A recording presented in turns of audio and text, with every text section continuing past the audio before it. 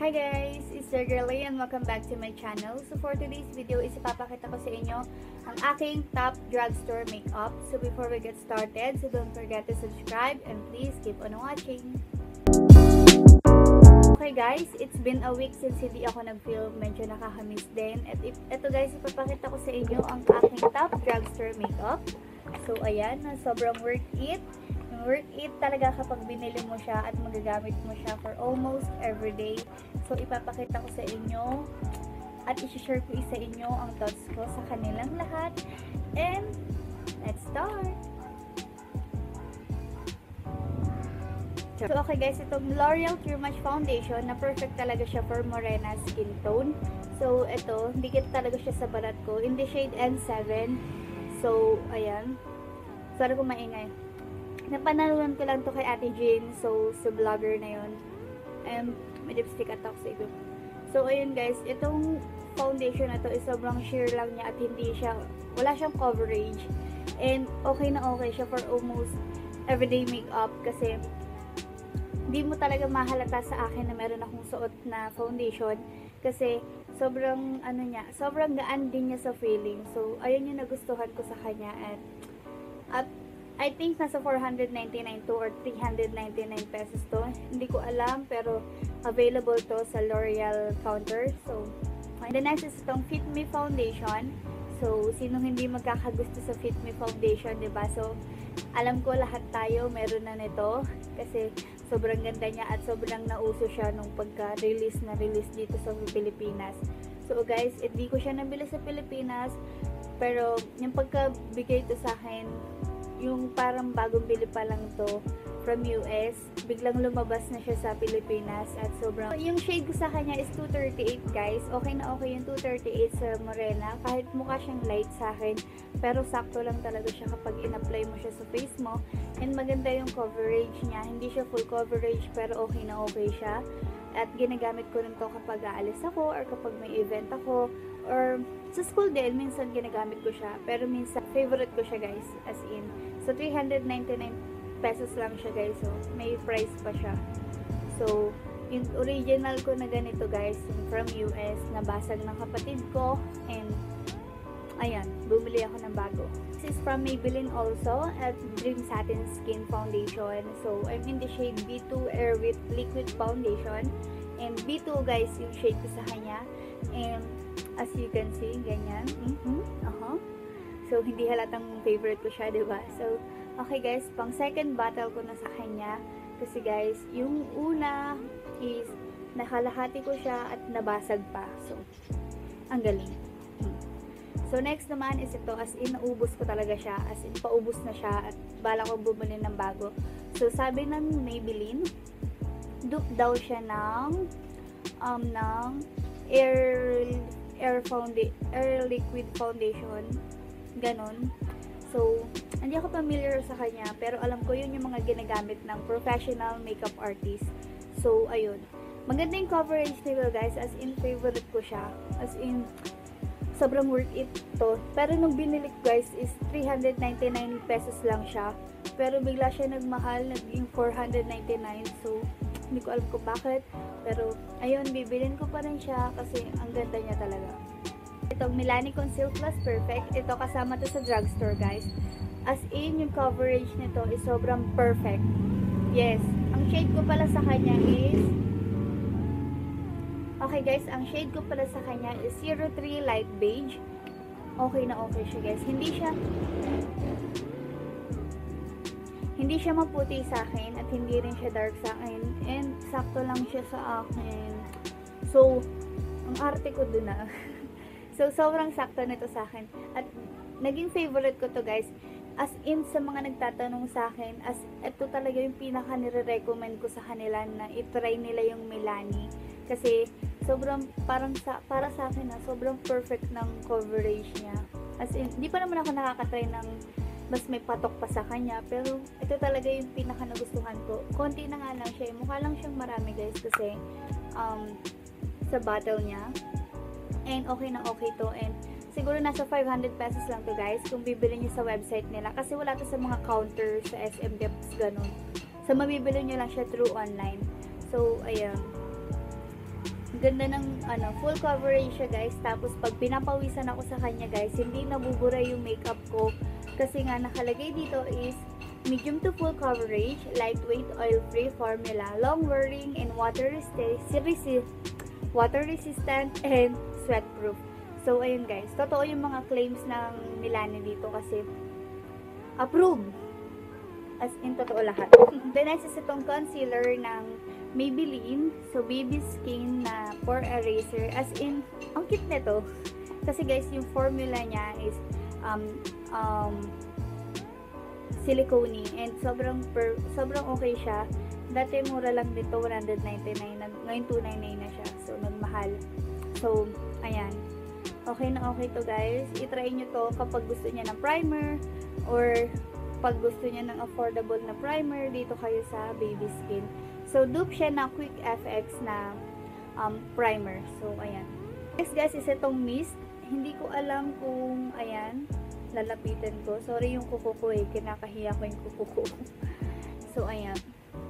Atong mist guys, from Human Nature. Hindi ko alam kung kasama siya sa drugstore kasi gusto ko lang to i-share sa inyo, i-include sa inyo, at let me know kung talaga bang drugstore yung product na Human Nature. So, ayan. Rose Dew Mist. So, ito guys, nakuha ko to kay Miss Raisa Contawi kasi bumila ako sa kanya ng worth 500 up na products kasi pag bumili ka ng 500 up products daw meron kang freebie. So, ito yung freebie ko and as in bago pa siya, puno pa siya. And ayan guys, sobrang okay nito guys. As in, nagustuhan ko sa kanya. Siguro sa binili ko sa product, sa dalawang product na binili ko kay Miss Raisa. Kasi binili ko sa kanya is foundation and then yung Sephora na foundation and then yung LA Girl na primer. So, ito yung freebie. And parang sa tatlong yun, ito yung pinaka nagustuhan ko. Kasi guys, yung makeup ko tumatagal talaga sa kanya at sobrang bango niya. Para siyang sampagita na mas mabango pa. So, ayun. Ayun guys, sobrang okay nito. At tumatagal yung makeup ko sa kanya. And hindi siya malagkit sa feeling. Swear. So, favorite ko talaga siya, to be honest. Next is itong foundation na to. Ito yung Pond's Age Miracle BB Cream. So, guys, yung beige color guys is color pink. Ito kasi light to guys. So, yung beige color nito, yung color pink yung packaging guys. Sobrang perfect nun at sobrang okay na okay siya. At sobrang nagustuhan ko yung BB cream na yun. And, ayun. Hindi na ako ulit bumili kasi guys, reason kung bakit hindi na ako bumili ulit kasi ang mahal niya. 500 pesos guys yung ganito kalaki. Bumili lang ako ng ganito kasi nag-sale siya ng 50% off. Naging 250 na lang siya. So, nabibili sana ako noon, wala nang beige. Puro light na lang yung color. I mean, yung shade niya. So, hindi na ako umulit kasi kahit sobrang ganda ng beige, ng pants na to, is hindi na ako bumili ulit kasi nga mahal siya para sa akin. So, sa BB cream na yun guys, para siyang foundation. So, yeah. So, ayan. Alam ko meron nagbebenta nito sa, yung tingi, yung maliit na bote sa 7-Eleven. So, Nichido powder, Nichido powder. So, ito guys, nakailan na kami na to. Siguro, naka-5 beses na kami pag bumili ng ganito kasi puno to guys ha. So, sobrang ganda niya guys. Favorite namin siya. Ang shade na binibili namin sa kanya is yung shade na creamy glow or ivory glow. Hindi ko na maalala. So, ayun talaga. Okay na okay to guys. Kasi yung powder na to guys, hindi ko alam kung bakit hindi humuhula sa kanya yung foundation ko. So, perfect match sila ng kahit anong foundation na gamitin ko. Next is tong Fashion 21. So, kung mahilig kayo sa powder na may yellow undertone, ito yung pinaka-perfect na powder na para sa inyo. Kasi guys, itong foundation na to, itong powder na to guys, konti-konti lang ang gamit nyo dito kasi medyo may tendency pag naparami yung lagay nyo is nagki-cake up siya and hindi magandang tignan and okay na okay siya for yellow undertone. Kung mahilig kayo sa mga yellow undertone, ganyan. And next is compact powder ng Maybelline. Ayan. From Maybelline guys. So, nakompleto ko yung ganito ng Maybelline. As in, nag-big sale sila yung Maybelline ko, numpleto ko na yung compact powder ko. Meron akong Dream Velvet, meron akong color pink, and meron ako nito. So, ito yung pinaka-favorite ko sa kanila, yung White Super Fresh. Meron siyang SPF 34, SPF 34 PA+++. So, malapit ko na siyang ma-hit yung pan niya kasi guys, talagang ginagamit ko siya for everyday. And, pag wala akong makeup guys, ito yung ginagamit ko. So, wala na yung sponge niya guys kasi hindi ko naman ginagamit yung sponge niya. Ginagamit ko sa kanya is brush. So, ayan. The next guys is itong Everbilena Advanced na brow kit. So, ayan. Yung brow kit ng Everbilena Advanced guys, perfect na perfect. Nagustuhan ko siya. Kasi guys, meron siyang wax. So, first time kong mag-try ng wax na pang eyebrow kasi sa Everbilena pa. So, ang 210 pesos to.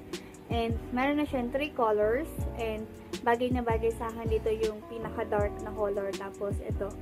So, yung wax pala guys, ang purpose niya is para mas magmukhang thick yung eyebrow. So, ayun. Minsan nga guys puro wax na lang yung ginagamit ko. Hindi na ako naglalagay ng brow powder. Kasi, sa wax pa lang okay na ako. So, ayun. 210 pesos lang to.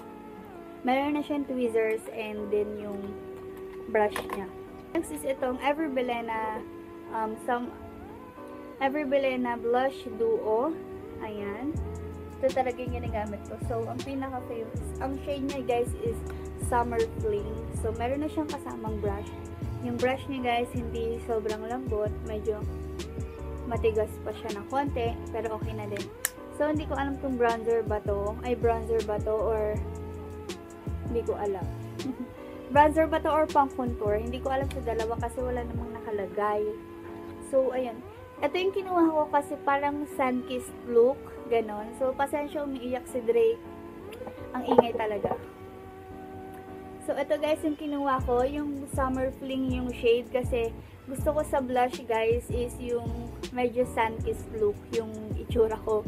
So, ito yung perfect shade for me. Sobrang orange niya. And papakita ko yung swatches. Ayan. Wait. Ayan. Ayan yung swatches niya guys. And, ayan. Peace yo. And, okay na okay to guys. Tumatagal din siya pag hindi ka pinapawisan. Itong concealer from LA Girl. So, ito guys, maganda yung coverage nitong LA Girl. Medyo nakakatakip naman siya ng mga dark spot. And, ito, nabili ko rin to kay Miss Anna Kai. So, ayan. And the next is itong highlighter from Highlighting Duo Stick. Contour and Highlighting. So, ito is from Maybelline. So, hindi ko alam. Nakalimutan ko kung magkano to kasi matagal ko na itong binili. So, ito yung contour niya. And, ito yung highlight niya. So, ayan. Yung highlight niya. So, durog pala. Kadiri yung kuko ko, sorry. So, ayan guys. Yung highlighter na to guys, ginagamit ko to kapag minsan trip ko lang. And kasi hindi to yung totaling masisilaw ka sa sobrang kinang. So, sobrang light lang niya. Parang pang everyday lang yung highlight niya, ganun. So, okay naman siya. Highlighting powder ng LOL Cosmetic. Ang problem ko lang dito guys is marami siyang fallouts. Mas marami siyang fallouts kaysa sa lagay ng ano. So, actually, gamit ko siya ngayon. Makikita nyo na, parang, ano lang siya, pang everyday highlight lang siya kasi hindi naman siya ganun kakinang. And, ito, bigyan ko na yung swatches. Ayan siya, yung highlighting niya. Oh. Ito yung pinagkaiba na, anong mapapansin nyo sa pinagkaiba? May pinagkaiba ba sa dalawa?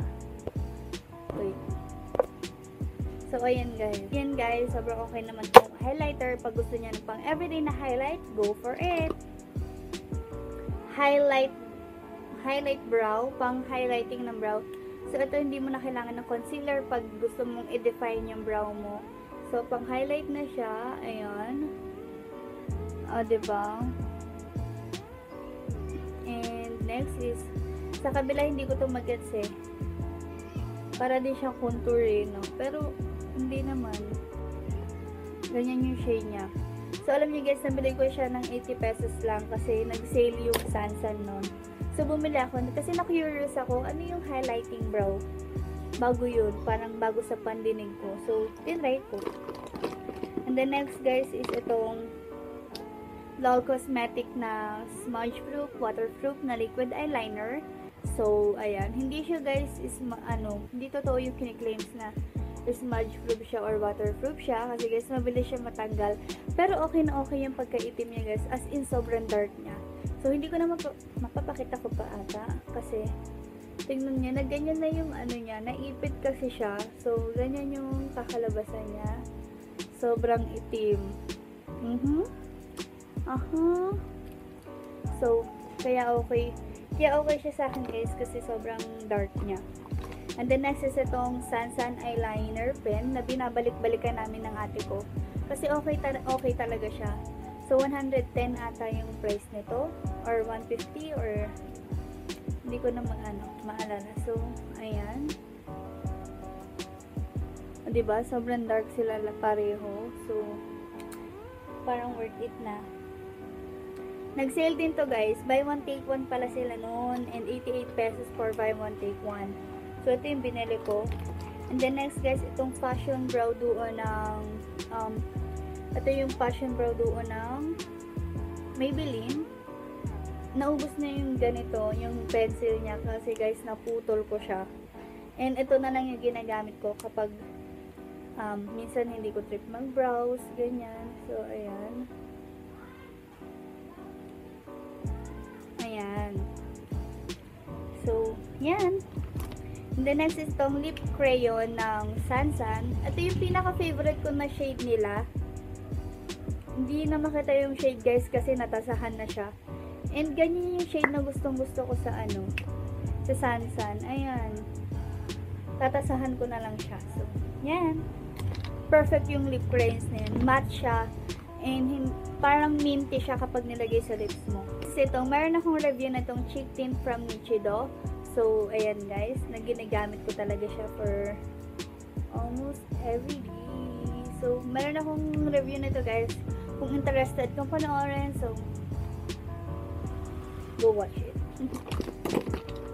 The next is itong blushing cheeks from Ever Belena. So, nakailan na kami ganito guys. Nakatatlo kami nito. Ako, favorite ko to personally kasi ito yung ginagamit ko guys kapag hindi ako nagme-makeup.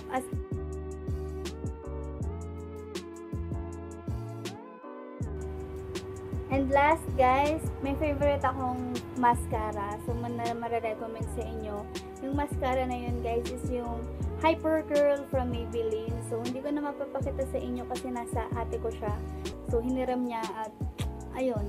So, ito next naman is next mascara na from Ever Belena. Itong Lash Define. Ano siya? Lash Define Waterproof Mascara for top and bottom lashes. So, itong mascara na to guys, nakita ko to kay Miss Michelle D. Nakikita ko to palagi sa tutorials niya and minsan pag nagla-live siya kasi ang pinaka nagustuhan ko sa kanya is itong yung bottom lashes. Kasi guys, ang cute niya. Talagang malalagyan niya yung pinaka-ilalim ng ng bottom lashes mo. And ayan. 2-in-1 siya guys. And so, that's it guys. Yun lang lahat ng top drugstore makeup ko. So, I hope you guys enjoyed this video. And if you did, so wag mo kalimutan mag-subscribe. And see you guys